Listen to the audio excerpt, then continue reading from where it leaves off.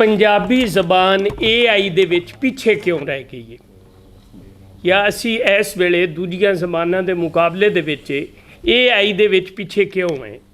ਉਹਦੀ ਸਭ ਤੋਂ ਵੱਡੀ ਵਜ੍ਹਾ ਜਿਸ ਤਰ੍ਹਾਂ ਜੱਪਾ ਸਾਹਿਬ ਫਰਮਾ ਰਹੇ ਹਨ ਕਿ ਸਾਡਾ ਡਾਟਾ ਤਿਆਰ ਨਹੀਂ। ਜ਼ਾਹਿਰ ਹੈ ਜੋ ਕੁਛ AI ਨੂੰ ਫੀਡ ਕੀਤਾ ਜਾਸੀ ਉਹਦਾ ਹੀ ਉਸ ਜਵਾਬ ਦੇਣਾ ਹੈ। ਉਹਦਾ ਆਪਣੀ ਕੋਈ कैपेसिटी नहीं है, उनके कोल अपनी कोई ताकत नहीं भी वो कोलू काइशा दे सके। जोड़ा कुछ उन्होंने दिता होया है उनके विचों ही सानू चाह के देना है। असी जोड़ा कुछ दिता है फराद साहब जिस तरह फरमाया भी या असी PDF दिता होया है, तस्वीरां दित्ती हुई ने जिहड़ियां कि AI इस्तेमाल नहीं कर सकती। असी सिर्फ गल्लां कीतियां ने हुण तक, अमली तौर पर कोई काम नहीं किया। अगर पंजाबी का वेख्या जाए उनकी तनजीमां भी हैं, उनके इनफरादी तौर पर बंदे भी हैं, अमली तौर पर काम नहीं किया।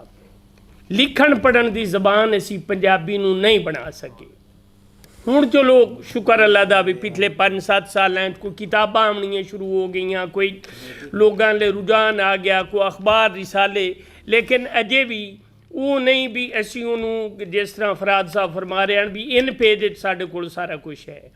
जिहड़ा डाटा जिस शक्ल AI नूं चाहिदा है असी वो फराहम नहीं कर सके, तो जदों ताईं वो ना कर सके उदों तक असी पिछे ही रहना है। साढ़े नाल चढ़दे पंजाब की गल करिए तो उन्हां दा रस्मुल खत अपना है, लेकिन वो जिहड़ा कुछ करते हैं उन्हां दा डाटा AI कोल मौजूद है तां AI जवाब देंदी है।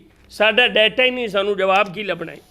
इस वास्ते सब तो जरूरी है कि लोगों के अंदर ये शऊर बेदार किया जाए कि जोड़ा कुछ लिखते हैं जो मेरी किताब छपी है तो मैनू वो बजाय PDF दे मैनू वो चाहिए है भी AI दे हिसाब के मुताबिक उन्होंने रखना चाहिए है सोशल मीडिया ते मुतलका जोड़े फार्म हैं, ताकि उतों जोड़े बंदे फायदा उठावना चाहन वो भी उठावन तो AI भी उन्होंने इस्तेमाल कर सके। इनदे विच अहम काम कर सकते हैं यूनिवर्सिटियां ते इदारे। अगर जो वेखिए तो यूनिवर्सिटियां बहुत सारे मसले ने, फंड्स की कमी है। जोड़े बंदे पंजाबी की बेस से नौकरी लै लेंदे आंदे मैं नौकरी लभ गई, खैर है सारा जान जप्पा साहब तरह नहीं भी जोड़ा सिर सड़िया होवे ते उस गल नूं समझे तो उस ते काम करे। वो आंदे ने असीं लैक्चरर बन गए हैं बस ठीक है। फंड गौरमेंट नहीं देंदी और बदकिस्मती दे नाल जिहड़े इदारे ने उन्होंने मोस्टली सरबराह पंजाबी नाल दिलचस्पी नहीं रखते, या वो साइंस के होसन या अंग्रेजी के होसन किसी होर मजमून के होसन, वो पंजाबी नूं वैसे ही अहमियत नहीं देंदे। इदारियां च इस वास्ते भी काम नहीं हो रहा, एंटी पंजाबी ने बिल्कुल। सरकारी सतह ते हौसला अफजाई नहीं होंदी, इस वास्ते भी असी पीछे रह गए हैं। हुण गल की है भी क्या जिहड़ा साडे कोले डाटा सानूं चाहीदा है वो असी अवामी सतह पर इकट्ठा कर सकते हैं, क्योंकि गौरमेंट भी नहीं करती जिमें करना चाहिए है। इदारियां नूं भी जिहड़ा रोल प्ले करना चाहिए है वो नहीं पे करते, तो अवामी सतह पर हो सकता है।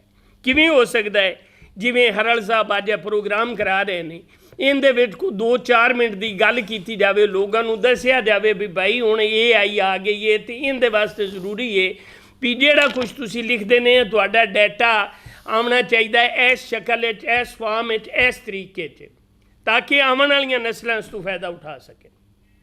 तनजीमां काम करें, पंजाबी के उस्ताद इस ते काम करें, तो हो सकता है तो ज़्यादा चंगा ये भी आवाम अगर शामिल हो जाए तो मुड़े काम हो सकता है। अगर गौरमेंट चाहे तो कर भी नहीं सकती इतना, जदों तक लोगों के अंदर शऊर नहीं पैदा होएगा, लोग अपने आप ही नहीं सोचणगे भी असी ये डाटा इस फॉर्म रखना है भी ये AI दे विच आवे तो साडे लोगों के आने वाली नस्लों के काम आवे, उदों तक बिल्कुल कोई फायदा नहीं। तो इहदे वास्ते सानूं जरूर कोशिशां करनियां चाहिए। उस तरह जिवें असी मुशायरे कराने हैं, जिवें असी मतलब किताबां की तकरीबन रूनमाई कराने हैं, इस तरीके नाल एक पूरा एक सानू आगाही मुहिम चलावनी चाहिए है, लोगों को शऊर देना चाहिए है, तो यकीनन इसके अच्छे रिजल्ट निकल सकते हैं। बहुत शुक्रिया।